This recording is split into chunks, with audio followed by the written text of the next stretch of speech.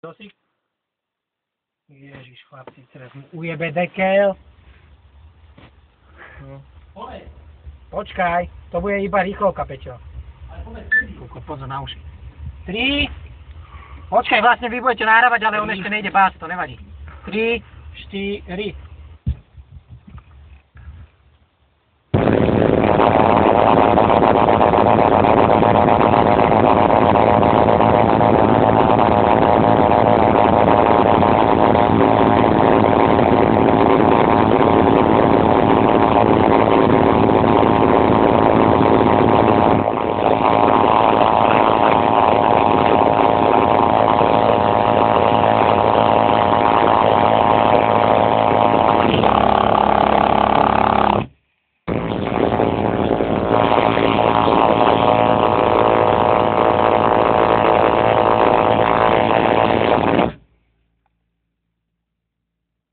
Koniec?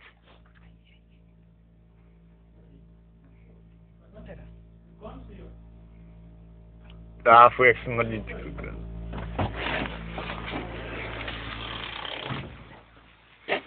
Ja ti dostu